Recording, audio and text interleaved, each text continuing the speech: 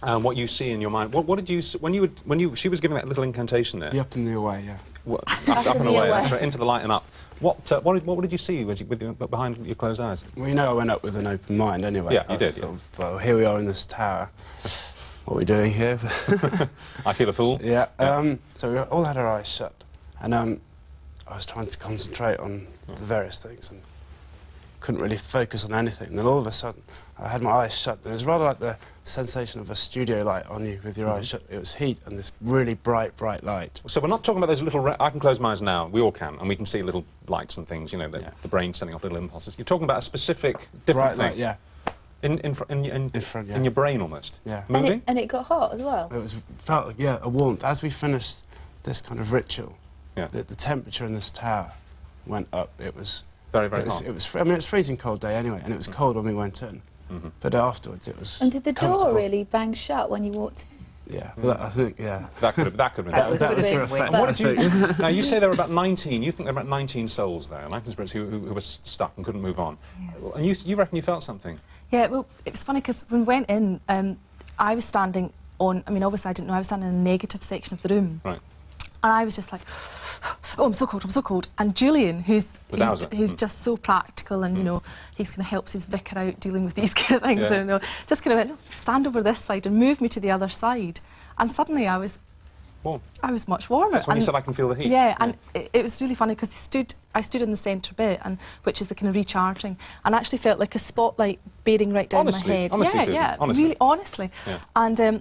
And could feel, because Julian had his hand at my back, and I could feel the heat emanating, this almost like a battery charging up. And when it had finished, it discernibly went freezing cold. Stop. And how did you feel? I felt, this is what's really funny, because I felt a real kind of peace. That was fine. When we went upstairs, which is the area that I didn't like, I had an overwhelming and very embarrassing kind of feeling that I was going to start bubbling, I was going to start crying. Yeah.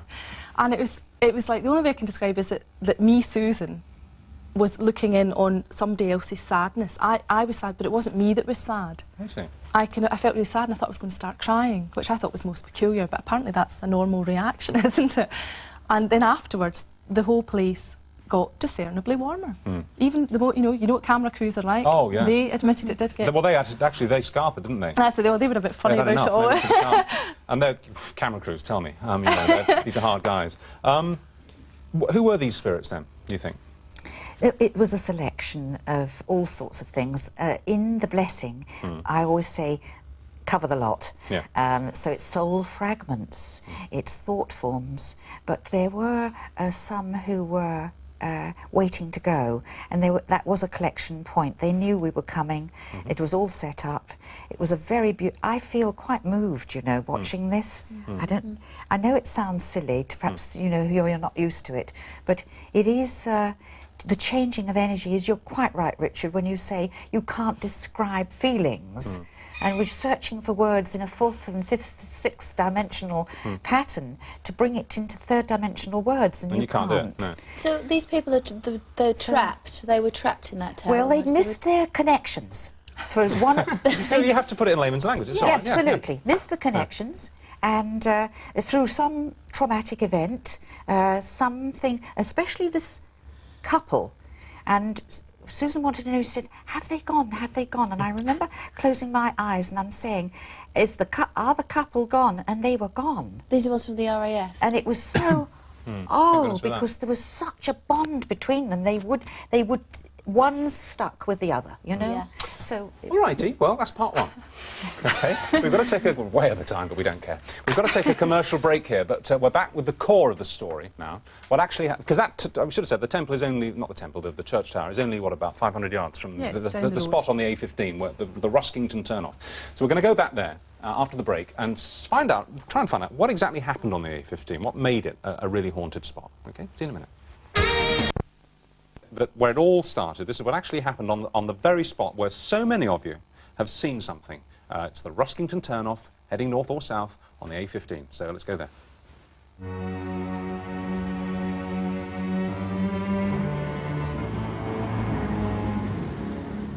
Jump back quite a time in history. What's the significance of this area? Yes, in the distance you can see the medieval deserted village. That's just over there. Just, yes, in the hollow, yes. And then a bit later on, probably in the 18th century when the coaches were around, the area was known as Hangman's Hollow. This is a notorious stopping point for the highwaymen and the coaches that would climb up the hill, and so give the highwaymen easy access to whatever was on the coaches. And it was the custom that when you had been committed of some crime, you would be hanged on the spot, hence the name of Hangman's Hollow. As I'm sitting here now, I can feel sick, nauseated. And this is because there's a lot of trauma. I feel sad. Just now I felt as if I was going to move into tears. It's death, death, death. Oh, this is cold. Yes, it's always this busting. cold because you feel so shivery. It's the drop in temperature with the trauma that's going on. And in here, we're not like 20 yards away from a gibbet. And there's a body, you know. You can see It's that. disgusting, and it's not. You still pick up the smell And you from still, that here. yes, I can still pick up the smell from that.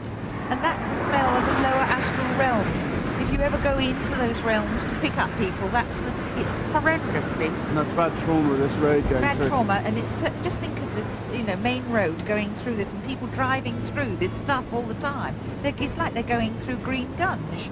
So would you say that part of the A15 was an area of this landscape that attracted trauma? All of these things coming together create a confusion for a motorist who's moving through. When something appears in the road ahead of you, you may be very tired. Late at night, your whole energy field is low. You are prone, so the scientists might say, to hallucination. But in fact, that may be so. But if two of you are in a car and you see the same thing, then it's questionable. Why have you chosen that spot?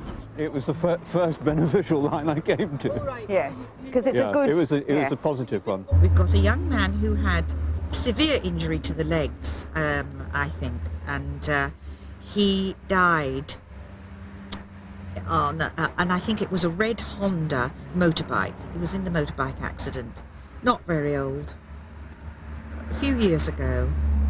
I've got the remnants of the trauma. Any soul fragments, traumatic memories and restless spirits now move into this column for safe transition and be transmuted and transformed, each to its appointed place in peace and love, so be it. The motorbike boy was lost, very confused about his body, because he had great damage to his body in the accident, but he's fine now, and he's so relieved. I mean, you cannot believe what this is like. So that's what we did, and we needed to do it, and I thank you very much for actually giving your time and selves to do this, because you'll never know, and that's one of the things, you will never know what has happened today. It's been kind of really amazing. Now, for various rules, television rules, we can't show you a complete thing, you know, where you send the things up, because you can't do it. You're not allowed to do it, so you can only show a bit. So what we couldn't see there was what you both, I want to focus on these two, see, because they're cynics. What you both felt. What did you feel at that site when that little service, as it were, was underway?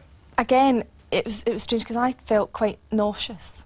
Didn't know why, but felt a bit sick. I couldn't smell anything the way that Shirley could, but felt sick. Again, which is apparently a normal symptom. But didn't you feel something? I mean, actually feel... Well, it was weird, because when we were talking about, there was, you know, obviously what Shirley does is it doesn't seem at all mysterious when you're there. That's the other thing. It's almost like a love, and it's a gentleness, and it's just like a prayer, like a normal prayer or a blessing that you would get in church. And she was calling different spirits into the light, and there was some that, you know, it was really funny because it's normal language. Come on in. It's just like the way your mum, come on in. And afterwards I said, did the guy did he come past me on the left hand side? And don't ask me why, but just thought, is that? And she said yes. And you felt something?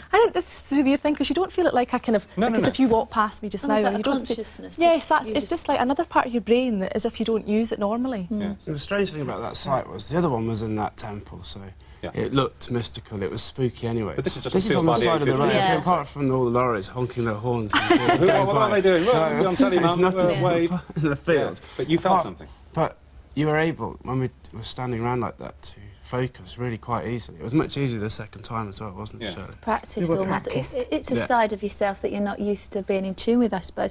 But you look ever so moved, Shirley. I mean, you Well, just watching that yeah. film, because you haven't seen it. The guy out, can I say, the guy on the motorbike had Yep, you can. difficulty. He had difficulty in coming. So I could shout at him in my other dimension. So, but the voice had to come out in the end and said, come on, come on. And he screamed at me. He said, I can't. I've got no legs. And I said, come on, I said, you have. I said, look now. I had to really be like a schoolmistress.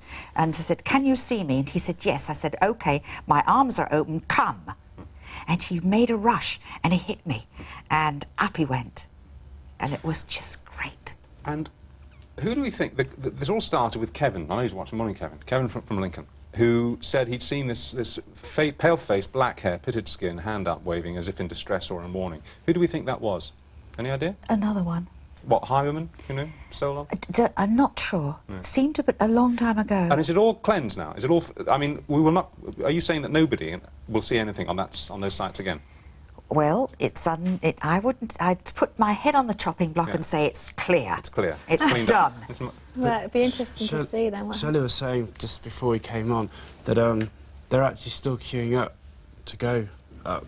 They're still conscious. Shirley lives in Plymouth, so they're still contacting all that way. So you're the ready gateway, to go. really, for a lot of Yes, lost souls. yes, you do have to be careful, you know, about this, and you have to Yeah. be orderly. Yeah. All right. Okay. Well, there we are. That's it. The Ruskington horror. It's over. We told the story. You've come back, different people.